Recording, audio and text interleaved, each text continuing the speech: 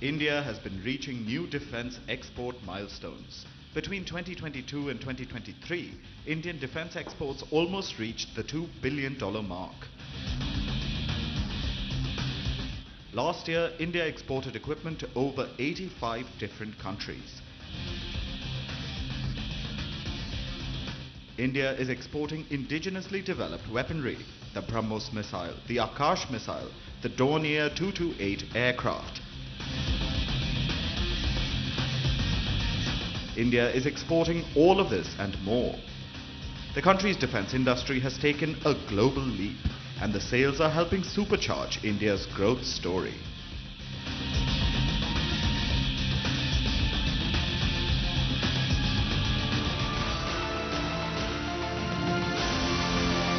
Joining us for this session is Neel Mehta. Neel Mehta is the co-founder of Asteria Aerospace, which is one of the leading drone manufacturers in India, with over 400 drones deployed in field. Dr. Nguyen Khac Giang is a visiting fellow at the Vietnam Studies Program. He is a writer and an expert in Vietnamese and Asian affairs. Dr. Samir V Kamat is the chairman of DRDO, Defense Research and Development Organization. He is a distinguished scientist and a dynamic leader who has spearheaded the development of multiple naval systems. Preiti Patel is the chairperson and managing director of Raspian Enterprises, which is a women-centric defense manufacturing company. Moderating this session is Professor Harsh V. Pant. He is the Vice President, Studies and Foreign Policy at the Observer Research Foundation. He is an expert on Asia-Pacific security issues and has authored several books.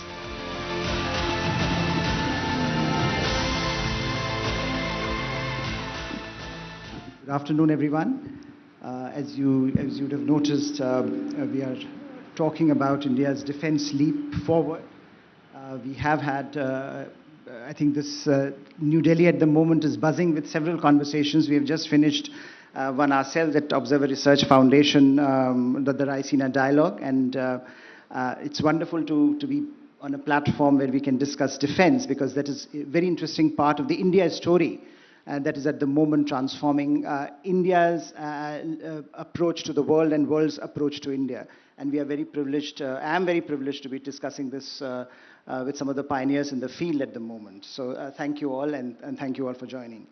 I have with me, of course, I'll start with Dr. Kamat, Chairman DRDO, because he has a unique vantage point from which to view this development. And Dr. Kamat, if you can lay out for our viewers, what is it that makes this moment so unique? When you look at the Make in India and its success story, I think there was a time when almost everything was doom and gloom when it came to Indian defense industry. Suddenly, in a few years' time, we have seen a very transformative moment. You know, the numbers itself, they are very inspiring. So what makes this moment so interesting, and what makes this moment full of potential for Indian defense industry? So I think several factors have made this story possible. The first among them is the government's policy and determination to make Atmanirbharta happen. I think that is the most important factor which has changed the storyline. We have been talking about self-reliance for a long time, but there was no determination on the part of the government to enforce it. I think once the present government has come in power, they have really made a strong push to enforce Atmanirbharta. The Atmanirbharta, the lists which the government has published, which now the services have to buy from Indian companies, that has now given a push for the Indian industry to really invest and start making systems within the country. Also, the speeding up of the acquisition process through the DAP 2020 has given this fillip for this process. So I would say the key factor which has resulted in the optimism which is currently seen is the government policy and determination to make it happen. Thank you, sir. And Neel, if I can come to you, because of course, the success of government's determination initiative depends on how far the private sector is willing to take that. And given that you work on a field which is at the cutting edge of the way conflict is being viewed and the way weapons are being transformed. How do you assess this development from a private sector, from an industry point of view? The determination that Dr. Kamat was talking about, how does it manifest itself when it comes to the private sector? Sure. So I represent Asteria Aerospace, which I started about a little over 10 years ago to design, develop and manufacture drones in India. And the reason for starting the company was also similar. It was to reduce India's dependency on importing such technology from other countries. And I think back in 2012 when we started out, it was a very different time. The market was not there. The intent from the government, I think, was also not there. But since, I would say, about 2014 or 15, there has been a remarkable shift in the way the government has viewed the private sector in defense. We ourselves are beneficiaries to that. Today, we supply to the Indian Army. Even though we were a small company, the Army has trusted us time and again with orders for unmanned systems. And there have been other similar startups who I personally know of who've also benefited from the government's intent. And I think, as Dr. Kamat rightly said, I think the intent was shown when the DPEP also was launched in 2020, which gave a clear direction that by 2025, India's defense manufacturing output should reach 25 billion. We are not there yet. I think we are about at 12.5 billion today. So there's some gap here to fill. But the intent was very clear.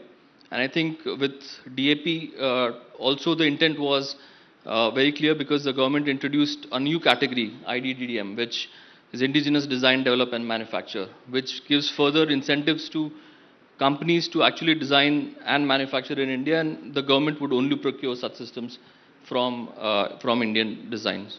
So I think the intent has been clear, and I think we've also been beneficiaries of that through the years.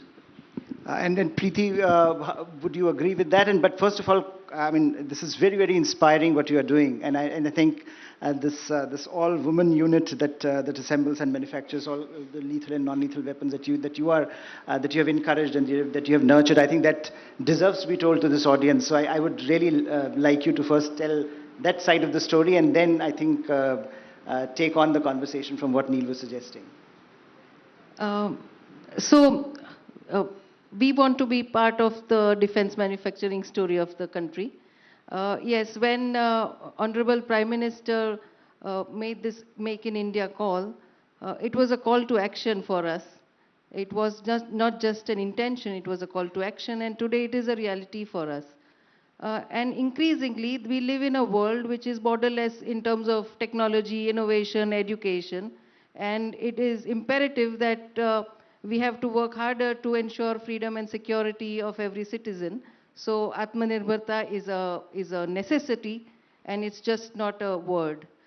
So yes, we thought that this is our capability. We come from a small place called Rajkot, and there's a lot of metallurgical prowess that's present in that space, and we are sort of trained to do the kind of work that we do. And the all-women engagement, which is very, very inspiring, yes. Yes, so as I said that I come from a place which has metallurgical capabilities, and the place is known for diesel engines and automobile parts, etc. So now we trained ourselves into manufacturing of metallurgical components, and today we are part of the defense story. And you would concur with Neel that the initiatives in the last few years have accelerated the pace of innovation in your sector as well, and given No, absolutely. It's the Prime Minister's initiative of Make in India, Atmanirbhar Bharat. So the first call was, of course, for the entire manufacturing sector, and then the defense sector was open to the private enterprise. So all of us, including Neel, there are a lot of us, which jumped into this sector, not knowing where it is going as a business, but we want to be part of the defense story of the country, and that's why we are here. Yes, and I think that has gradually changed the defense story as well of India. I mean, we have heard from three individuals who are part of this process in India and how they are shaping that story. But let's go to Dr. Gyang for his look at this from outside in. How do you look at this story? I mean, do you see a change from you look? I mean, you are a defense analyst yourself. You look at the defense trends across, in particular in Asia. How do you see India's story? Has it changed for you, that something has changed in the country, the way you perceive India's defense sector? What are some of the trends that you are witnessing looking at it from outside? Well, in Southeast Asia, we often say that in order to succeed, you would need to have a good combination of three things. The first one is the right capability. Second is the right market demand. And the third is the right moment. So I think my fellow panelists already laid out very well the Indian rising capability in the defense sector. So I think the second thing is about the right market demand. So India actually sits beside all of the largest, biggest arms importer of the world. 6 out of 30 largest arms importers are from Southeast Asia. And as we already know, recently there have been a lot of deals between Indian companies and the Philippines, Indonesia, and Vietnam, and even Thailand maybe in the future. So I think we have a very good condition for India to export small arms to Southeast Asia, especially Southeast Asia is very rising economy and they are more willing to spend more on arms. And given countries like Vietnam, for example, every year we are willing to spend from 2 to 5 billion US dollars of arms. And they also want to sustain the arms import, especially given the reason after the Russian invasion of Ukraine, where US sanctions against Russian suppliers make it very hard for Vietnam, Philippines, Indonesia to keep importing Russian weapons. And also, the way that Russian weapons are showing on the battlefields are not really, good promo for their weapons as well. So that's why many countries in Southeast Asia are trying to diversify the arms supply. And India is one of the, very big potential exporter for that, because in the end, it's very important when you want to import arms from any country, you must have a political trust. So India, if you look at the big geopolitical picture in Southeast Asia, countries like Vietnam, Philippines are aligned with India in terms of wanting to pursue strategic autonomy. We don't want to be on the side of the US or China. We often joke that we hate the US, but we're afraid of China. So in the end, we want to have a new strategic partner coming in and provide some kind of long-term commitment to the security environment in Southeast Asia. And India, of course, plays very well into that. And secondly, given the ongoing conflicts as well, it's very important for countries in Southeast Asia to have a cost-effective, weapons, technological compatible weapons, because most of the countries in Southeast Asia, they import most of the arms previously from Russia. And because of that, so it's easier for them to buy weapons from India, where it's more compatible with the already existing system in countries like Vietnam and the Philippines. So for that, I think it's the right moment for India to push for the initiative to be more present in Southeast Asia in terms of providing arms and maintenance for countries in the region. Not only because that India can become an alternative provider of arms to Russia, but also India can play a much more secure, much more peaceful role in order to guarantee the peaceful environment in the region. So in a nutshell, both the Russians and the Chinese are helping India in becoming a major defense player. But and that's good to hear. Dr. Kamat, I mean, we have talked about, and I think we have two stakeholders here. You are from the state, as we broadly define it, and to private sector, and of course from the outside in, it looks very positive. When you look at some of the ambitious targets that are being set now, going forward, what do you worry about? What do you think are the challenges? Of course, we can all say that sky's the limit and we'll do very well. But what are the immediate structural, institutional challenges that you see that may be a bit more challenging than usual? Because we are coming from a low base, and any numbers that grow up at the moment is good news for India. But it's a very competitive market. It's a very difficult market, and we know that technologies it's changing very, very rapidly. So where does India fit in, and how do we create that R&D ecosystem that would allow us to tap into that potential? Very good question. So the first thing that we have to do is to build the R&D ecosystem in the country. For far too long, the R&D was only focused in DRDO, but the government has now taken steps to ensure that the R&D ecosystem includes the startups, the MSMEs, as well as the academia. This will help us in bringing innovation much quicker to the market. We also now have private sector participating in the defense production. For far too long, it was only the PSUs and the ordnance factory. Now that the private sector is getting in, they will bring in not only the needed dynamism, they will bring in the ability to produce the systems quicker at a more cost-effective manner, as well as with better quality. Because if you have to compete in the international market, you have to have the speed of delivery. Your products not only have to be good, but they have to be cost-effective. And you have to be able to innovate quickly to capture the market. So I think all these factors will keep our position in the defense export business at a growing pace. I don't think in the next 5-10 years, if we continue on our path, we will face that many challenges for exporting our systems. The kind of interest that we are getting in our systems is a reflection that the potential for exports is far more than what we have achieved so far. Yes, and it's a very interesting geopolitical moment as well. And I think, as Dr. Gyang was pointing out, that India tapping into that aspect as well, where trust-based partnerships are becoming very important, and trust-based engagements are key to our ability to shape the defense market as well. Neel, you are, of course, leading the R&D and product development. And therefore it would be interesting to hear from you as we talk of developing that R&D ecosystem in the country that had been missing in the past.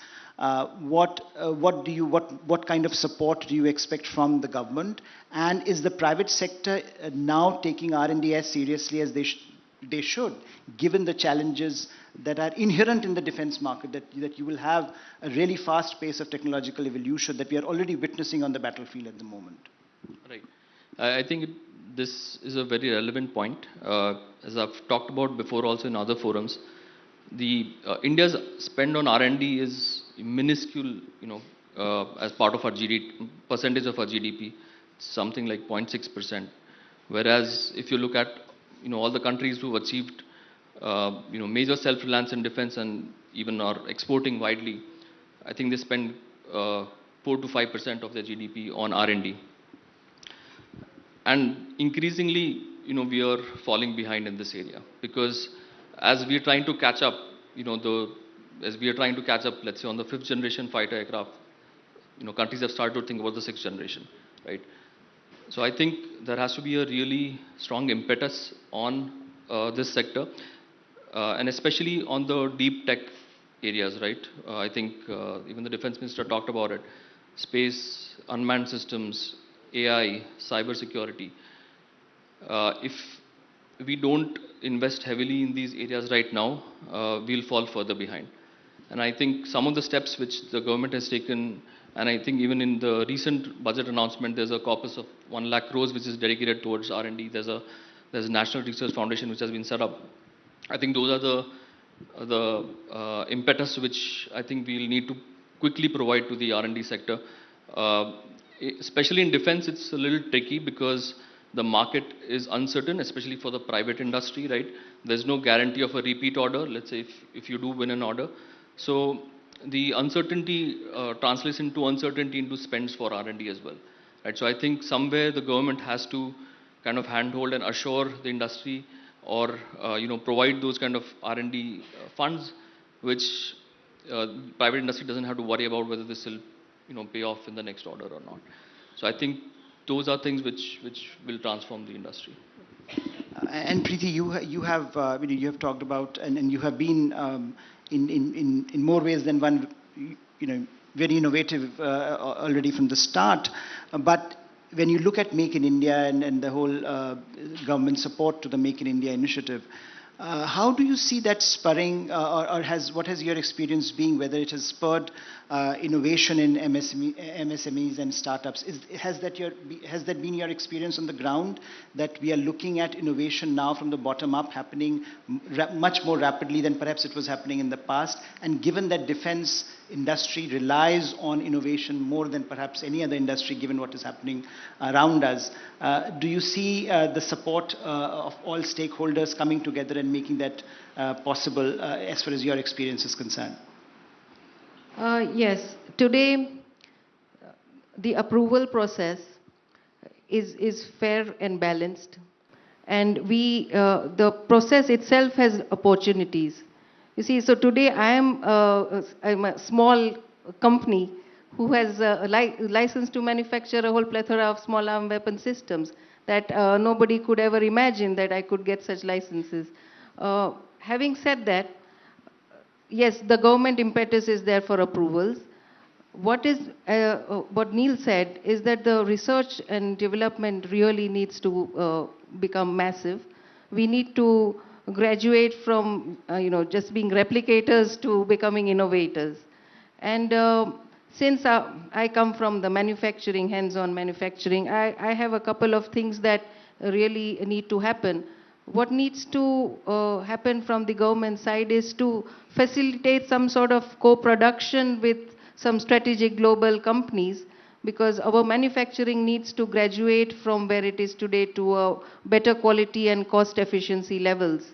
Also, there should be very targeted and focused cluster development where the skill sets are present, because the skill sets and capabilities may be all across the country.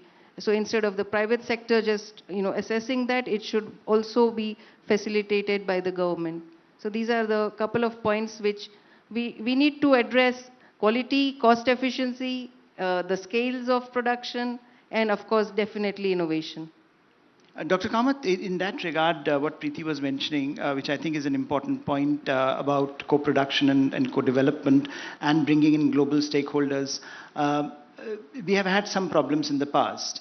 And now we seem to be turning the wheel around and making, when you look at major global stakeholders now increasingly using co-production and co-development and coming to India and making their frame of reference.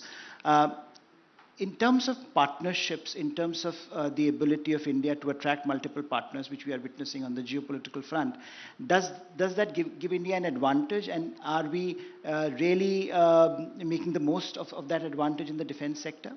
I think co-production is good, but I think it should be co-development. Because unless you co-develop the ability to improve your product in the future, develop new technologies to take your defense capabilities to a higher level, will not happen. So though I agree partially with what Preeti said, co-production is just a temporary solution. It's not an answer to become self-reliant. And therefore, are we emphasizing on co-development more? Yes. And we nowadays talk only of co-development, not co-production.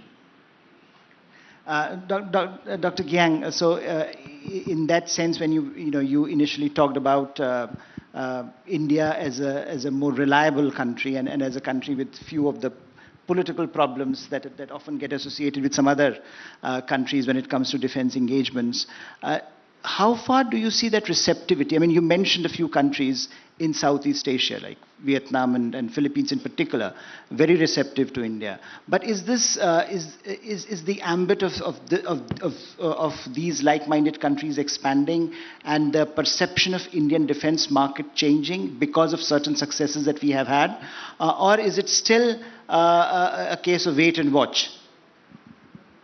Well, I think India and some Southeast Asian countries, Indonesia, Vietnam, Philippines, are members of the non-alignment movements, and we actually probably have one of the best relationship ever in the global world order right now. So I think the trust is there, the opportunity is there. But I also want to emphasize that the competitiveness for the arms market in Southeast Asia also very high. So after the Russian invasion of Ukraine, we have seen a surge in arms exports from South Korea, from France, from Israel to Vietnam, Philippines, Indonesia. And so they also try to fill the void left by Russian weapons. And so it's also very important, I think, for Indian exporters to look at that, to pitch themselves into the demand of countries like Vietnam, which really need a very strong, coastal defense system like the BrahMos, which India already sold to the Philippines and agree with Indonesia. And also more cap-like weapons that cost-effective and suitable for smaller countries to defend themselves in light of the very uncertain and very increasingly precarious geopolitical environment, especially in the South China Sea. So for us, Southeast Asians, we also perceive that India has a strategic interest in the South China Sea, but doesn't have a strategic ambition there. So it's easier for us to actually cooperate in that sense. And even before the great power rivalry that we're having right now, Vietnam, for example, sent a lot of personnel to India for training in naval exercises, pilots, and also I believe that because of proximity as well, it's easier for Southeast Asia to actually keep the maintenance after buying Indian arms, and also easier for us to send our strategic personnel to India for learning to co-develop arms and to better keep the security of Southeast Asian region a more secure and a more peaceful place in light of the uncertainties that we are facing right now. Yes, so I'll come to Neel. Neel, he has, he mentioned something very interesting about if you want to be a defense exporter of the kind that the targets that you have set for yourself, you also have to look at it from the perspective of the buyer, right? So, in a sense, there are competing requirements at the moment on Indian defense industrial sector. You have to strengthen your own domestic manufacturing capacity. You have to ensure your own security requirements because you want to reduce dependence on external arms. But at the same time, if you want to expand into the defense markets of other countries, you have to look at their requirements as well. How do we get that balance right? It's a big question, but I take a stab at it. Right. So I think India imports about 10 to 11% of global arms. Right. India is the largest importer. I think the first thing we have to do, and I think the government has rightly said, is strengthen domestic manufacturing. Only once you strengthen your domestic development manufacturing, can you think of exports, right? So how can we cut that number down, to a low enough number where we become a net exporter? So I think the very first thing that has to be done is, we are on the right track. There's positive indigenization lists. Right, the government is only looking to buy from India. That's definitely going to strengthen our domestic ecosystem. And I think then you start looking at outside. Once you've kind of, proved your products out here in the Indian market, and I think the Indian market is very challenging. Right, we have very high altitude, terrain. We have desert. We have a long coastline. You don't find these requirements globally. Right, once you've kind of proved that this product works for the Indian Defense Forces, it's ready to be exported. And I think the huge opportunity which exists is the export market right now. Even though India's exports have grown from, let's say, about 700 crores 10 years back to now 15,000 crores, that's still, 0.2% of global exports, which is happening. China does about 5% of the global market as exports. I think once you start tapping into the export market, and the potential to expand there is huge, right? Then you can start to feed back even some of that revenue into your R&D and even strengthening the ecosystem further. So I think that the potential is huge. I think we are definitely on two tracks. One is strengthening and then exporting, but I think they go hand in hand. That's Dr. Kamat, we are running out of time, but I'll give the last word to you. The same question, in the sense that this is a huge issue, and we have immense defense requirements at home, and we are trying to sort of solve those problems by building up our defense manufacturing capability. But we also have our partners abroad who are looking at India, as Neel said. This is a unique moment of opportunity for India. How do we resolve that dilemma? Is that dilemma to be resolved, or we have prioritized, of course, at the moment, domestic capability enhancement, and the two can go together? I think the two can go together. If you strengthen your domestic ecosystem, the exports will come naturally. And as India's stature grows in the world, people also import to get that, a support from a strong country.